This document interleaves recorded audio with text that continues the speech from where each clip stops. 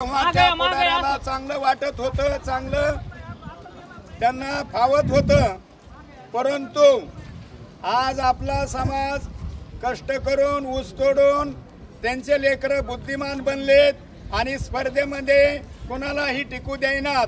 त्यामुळं यांच्या पोटामध्ये पोटसूळ उठलेला आहे।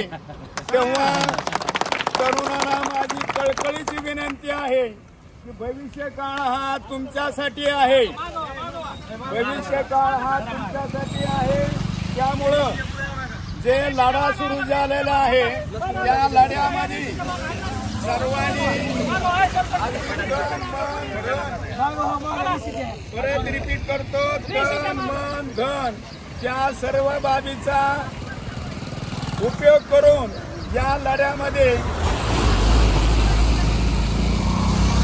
जे लढाकार आहेत आपल्या समोर, त्यांनी त्यांच्या स्वतःच्या खांद्यावर बंदूक घेतलेले आहे, त्यांना आपण साथ देण्याचं काम करावं।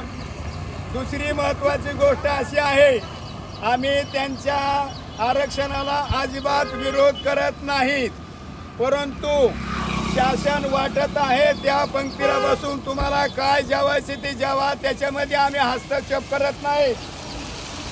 परंतु आम्ही ज्या ताटामध्ये आमच्या आहे त्याच्यातला जर वाढायचा प्रयत्न करत असाल तर आम्ही सुद्धा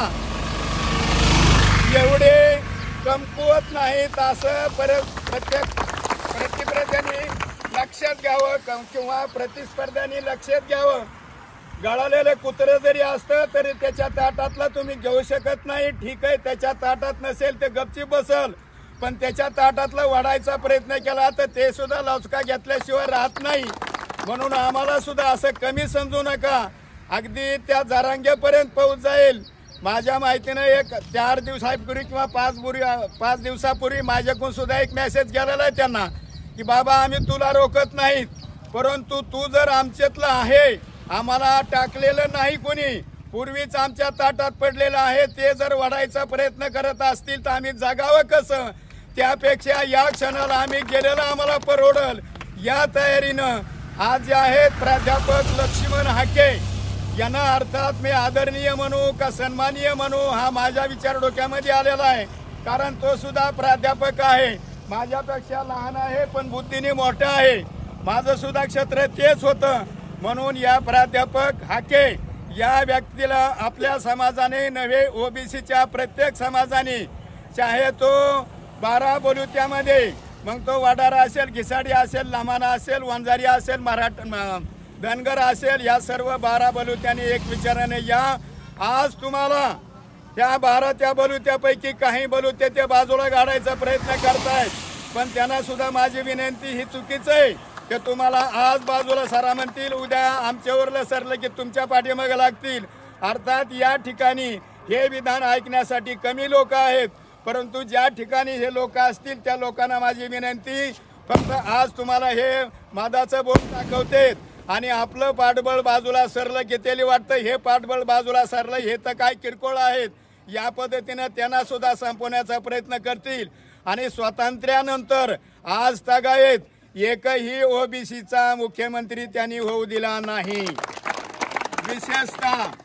विशेषतः त्या 2 समाजा व्यतिरिक्त अपवाद म्हणून 3रा समाज मध्ये आला, नाही तर यांनी महाराष्ट्राचं नेतृत्व तुम्हाला आम्हाला मिळू दिलेलं नाही।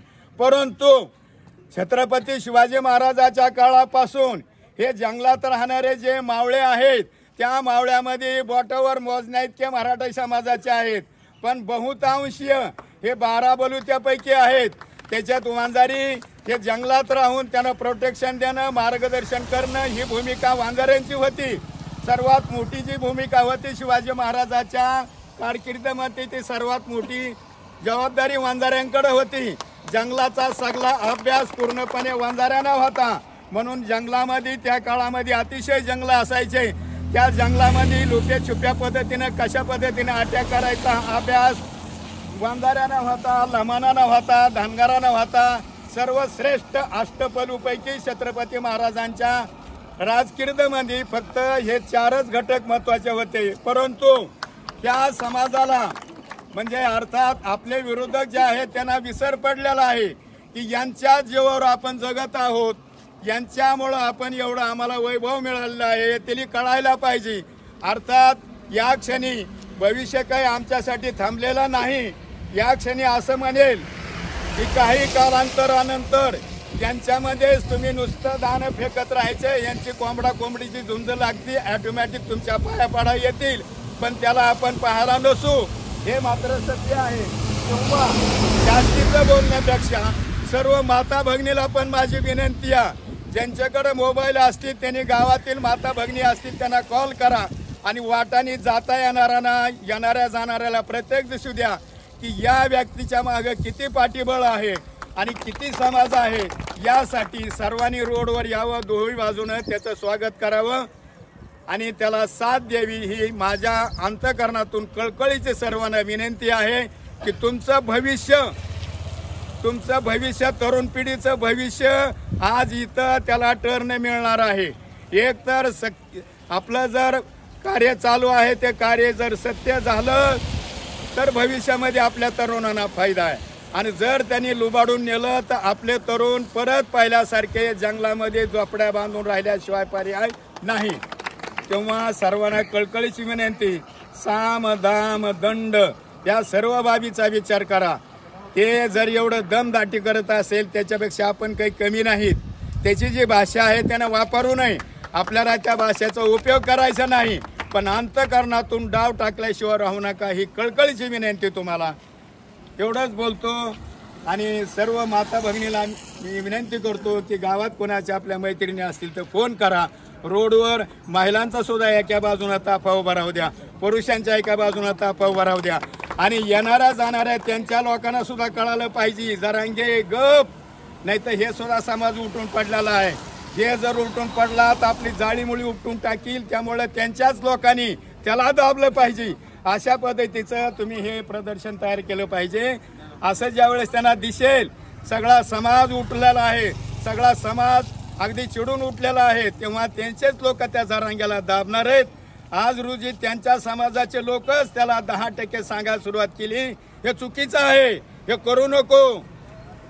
त्यामुळं सर्व माता भगिनीला विनंती आहे, जमलं तर आपल्या महिलांना बोलून घ्या, रोडवर चांगलं प्रदर्शन करा आणि येणाऱ्या जाणाऱ्या लोकांच्या हे कसं बघतं बघा, यांचा चेहरा बघा तुम्ही गाडीत चाललेला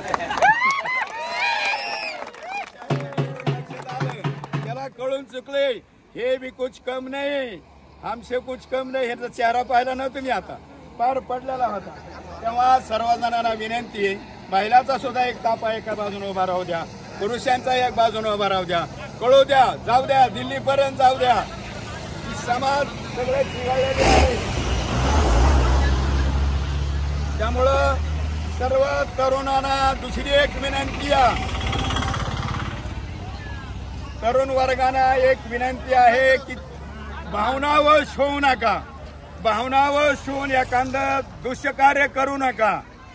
कुठलाही अटॅक करणं किंवा स्वतःला त्याग करणं ही चुकीची पद्धत आहे, त्या पद्धतीने करू नका आणि कृपया सगळ्या जणांनी एकत्रित व्हा। परवा कालच एक विधान त्या सराटे सरांनी विधान टाकले, बिभीषण सराटे सरांनी एक विधान काल उच्चारले, त्यांना सांगितलं कुठं अर्धा टक्का वांजारा नाही। अरे नालायका, अर्ध्या टक्क्या वांजाऱ्यानं शिवाजी महाराजाला राज्याभिषेक करून दिलाय, ते विसरलास तू। वांजारी होते, वांजारी तिथं, अरे तुझे जावळीचे जेवढे जावळे गायकवाड हे जे होते ना ते तुझे शत्रू होते नालायका, हे विसरला तू। तेव्हा सर्वांना विनंती, एकजुटीनं राहा आणि आलेला काळ सोडू नका, काळ कोणासाठी थांबलेला नाही, नाहीतर काही नाही उद्या आपण बघू, आजचं ते बघतील असं म्हणू नका।